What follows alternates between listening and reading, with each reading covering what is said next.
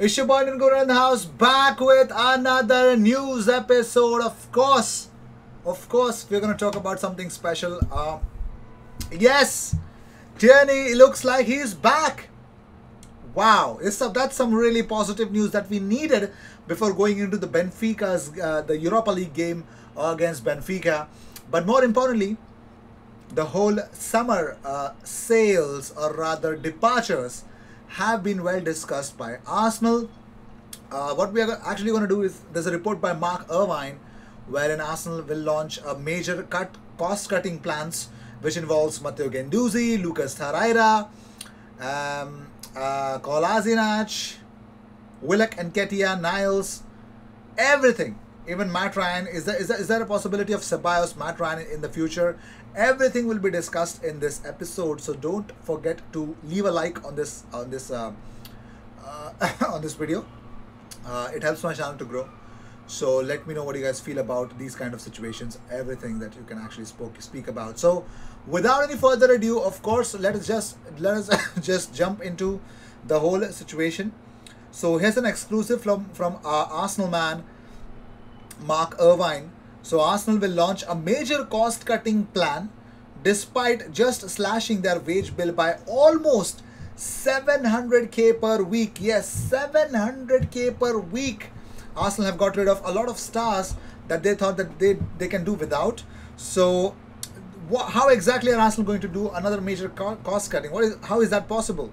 Which could see Arsenal will be listening to offers for Alexander Lacazette and David Luiz in a summer overhaul. There's a strong possibility of David Luiz leaving. And of course, no new contract for Alex Lacazette, and he might be sold since he's entering his final year of his contract.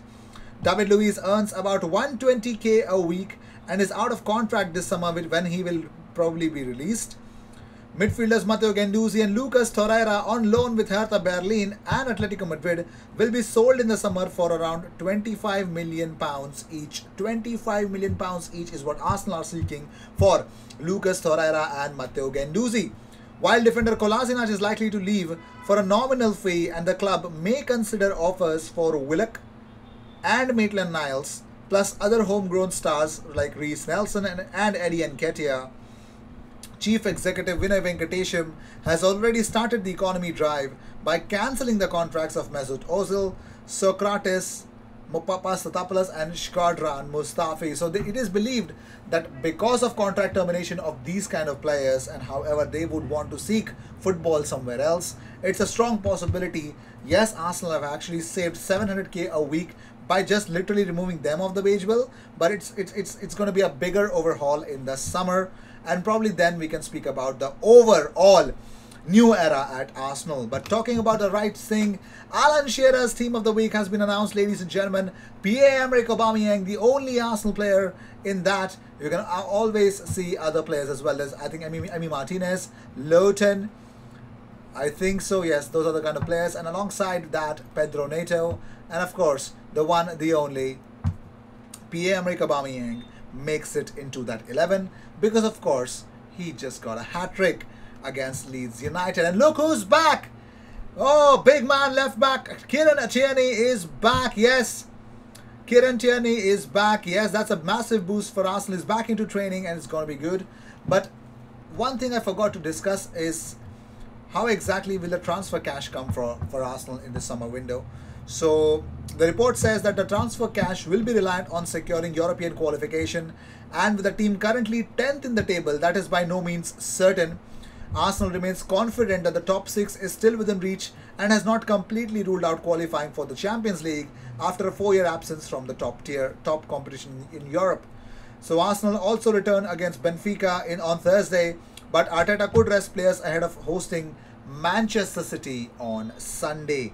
Big question, how exactly will the result be coming on? But moving on, well, according to a report from Josh Challies, David Alaba is the perfect signing that could fix 3 problems for Mikel Arteta at Arsenal. It sounds outrageous, but when you connect the dots, Steve Jobs once said, when you connect the jobs, no, not jobs, when you connect the dots, yeah, you got to connect the dots going backwards. So let's go backwards into David Alaba's past a little bit, because he has confirmed with a recent update on Twitter that he will be leaving Bayern Munich when his contract expires at the end of the season. The eye of top clubs across Europe have been cast towards David Alaba after it became clear beyond any doubt that he will be leaving Bayern Munich. Now, with a wealth of experience, a plethora of trophies, and having a number of years ahead of him at the age of 28, Alaba ticks a lot of boxes. Real Madrid have long been established as the favourites to sign Alaba, but there is also interest from the Premier League. Mikel Arteta and Edu should also certainly take notice of the situation, as although it would represent a huge surprise if he actually chose to move to Arsenal, an attempt should certainly be made. Now, supporters are well aware of the comments that were made by Alaba earlier this year, where he stated that he was a fan of Arsenal as a child. He had said, "I know the Premier League very well because I followed it a lot when I was younger. I supported Arsenal. Patrick Vieira was one of my favourite players."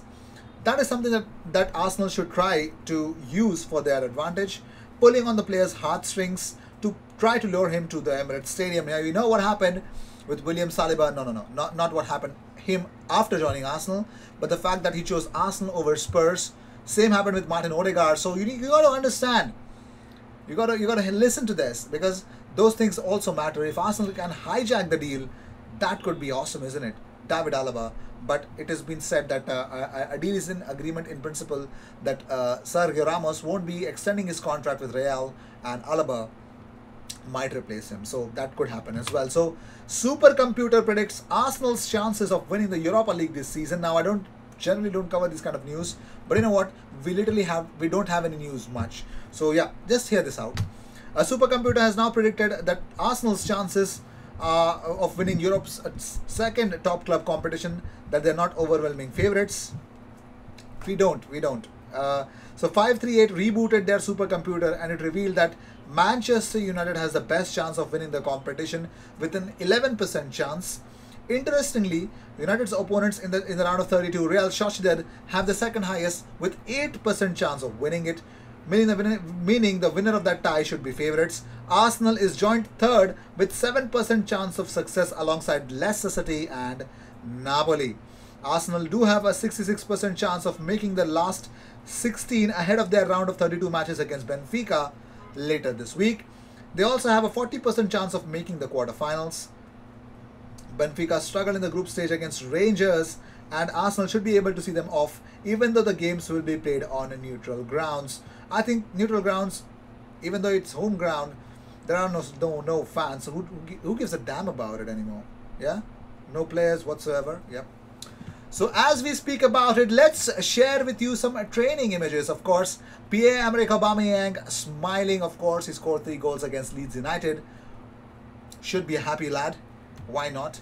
And then there is Matt Ryan. Yep. I actually see him starting against Benfica. I don't know why, but okay. So then there is Mikel Arteta. Do you guys recognize this guy? No, he's not Lee Gunner. He's he's Alex Runarsson. Yes, Alex Runarsson. Wow, haven't seen him much in the training as well, but here's Alex Runarsson. Callum Chambers is back. I hope he gets his game time against...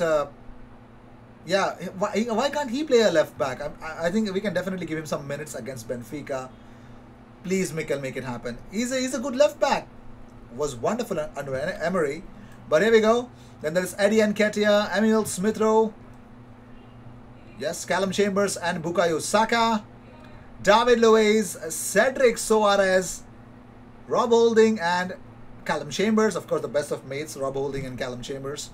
And there you go, a lot of other defenders who are doing the drills. Pablo Mari, he might start against Benfica, and I would love to see him and Rob Holding start. Yeah, I would. I'm not gonna lie.